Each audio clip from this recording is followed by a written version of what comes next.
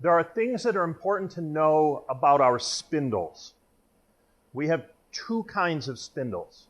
The first spindle, I'm going to show here, is for the 335, the 330, the 315, the 310, and then the 110, 115 series.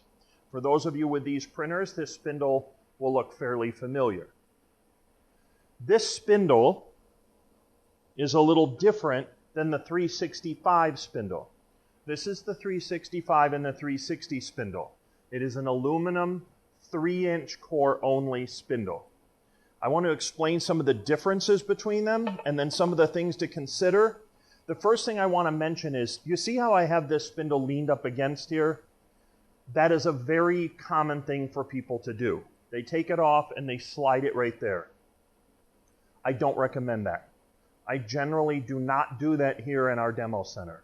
And the reason I don't is because it's very easy for the bottom of this to slip on the floor and then your spindle falls down. And when it does, what happens is it hits the ground and this aluminum is soft and it will bend. And then you will have a very difficult time putting these end caps onto here because the spindle is bent. In a worst case scenario, you can actually break some of the gearing, which is more common, I think, on this type of spindle, where this end of the gear cap can actually come off. So please, take care of the spindles and don't lean them up against a wall or the printer because they slide off and they're easily damaged when they hit hard ground here. I have a cement floor, so it can definitely damage. If you have a carpeted floor, it's a little better, but still keep in mind, those things can get broke and you don't want to have to order a new set. Normally, I don't have them here. I use almost like soft bean bags that I put on the printer. And that way I can set them here. Or you can have it in a habit to set them on a table somewhere where they don't roll around. But do take care of these spindles. Another thing I want to mention about the spindles, and I will go on the 335 first. I'm going to lean them up here for now, but I don't like it because I'm afraid if I get them at just the right angle, or if somebody bumps this machine, down they go. This end cap here goes on top of this. This end cap spindle has a little locking mechanism. Now, one of the nice things about the 315 and 335 series and then its predecessors is that this can be easily converted to a 2-inch core from a 3-inch core. And it just slips right in here and clicks in. So if you do have a 2-inch core, which honestly are kind of rare, you don't see much of them anymore in digital printing, wide format, usually it's a 3-inch core, and the primary reason is 3-inch core is going to hold a heavier roll better. 2-inch core really is what you see more for non-printable fabrics, or things that were never designed for digital printing. Most stuff that's digital printing today in wide format has converted to a 3-inch core, and that's the primary. But every once in a while, I get specialty rolls that are on a 2-inch core, and you just convert. If you have the 360 or the 365, which is your true 3-inch spindle, you cannot use a 2-inch core. What you would need to do is buy a 335 spindle and then use the 2-inch converters from here, which will work on a 365 or 360 printer. Here's some of the issues I discover with this.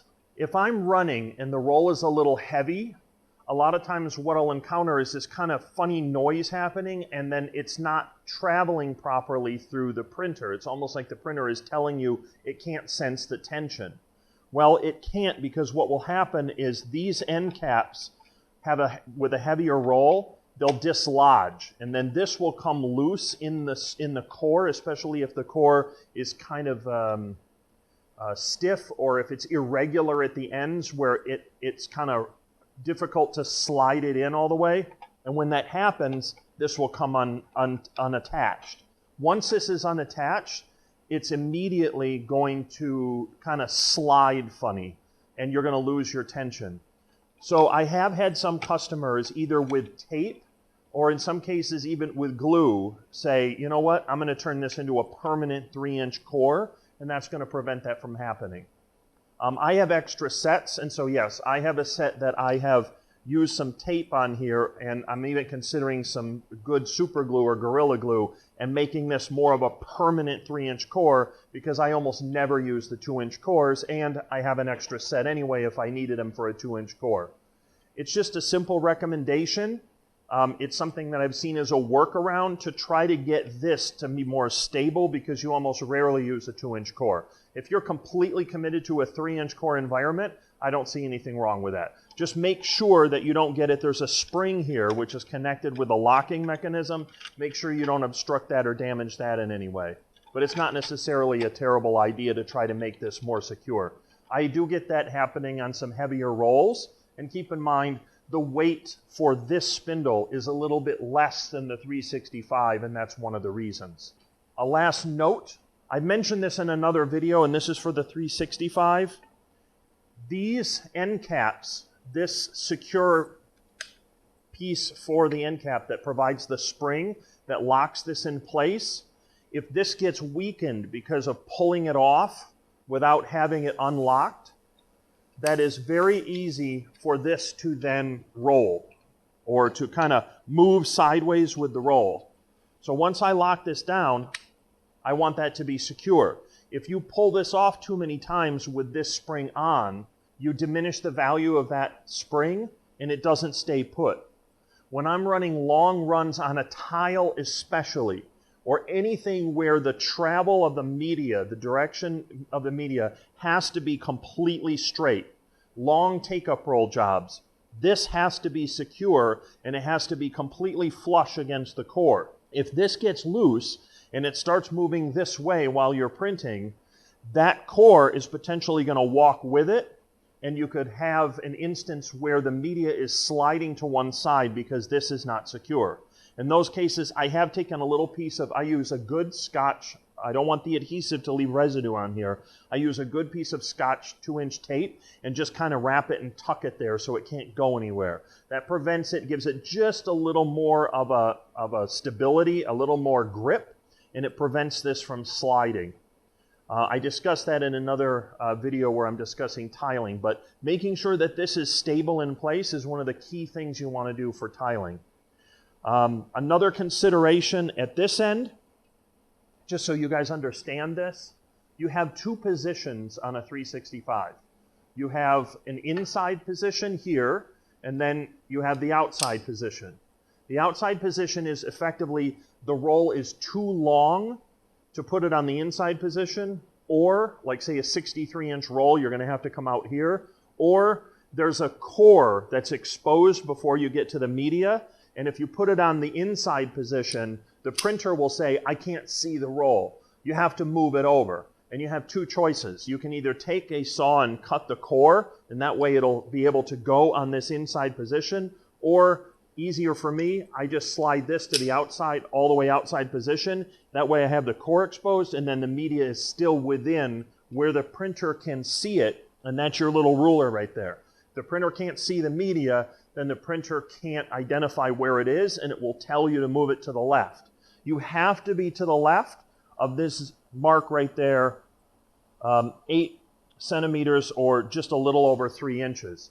If you put this at this position and you have core showing there, your media is probably going to be rejected because that will place the media too far in, and the printer will say, I can't find it, please move it over. The simplest way is to just slide it down. Sometimes, especially if the core is really small, there's no effective way you can cut it, and in that case you want to place it at the end. Just explaining what's happening if the printer is rejecting your positioning of the media. Sometimes it's rejecting it because it has to be in from right where that second position is toward the end cap here. Otherwise, towards the gear, it's not going to identify it. So those are some things to understand about the two spindle systems between the two systems. The 500 series, of course, we switched to a spindleless system, so none of this is relevant anymore. But this is the spindle system it started with the 300, the 310, 330, and the 110. Now it is the 115, 315, and 335. It uses this spindle system. There is nothing wrong with this spindle system. I actually like the fact that it has the 2-inch core converter built in. But if you're not going to use the 2-inch core at all, and you're having any kind of issues with that 3-inch cap kind of getting loose or coming off while you're trying to print, I don't think it's a terrible idea to make it more permanent. But that is a workaround. That is something that people are doing outside of what we're recommending. And in some cases, your issue may be weight. So if the roll is too heavy, it may be causing that to get loose and come off because it wasn't designed to take a roll that heavy.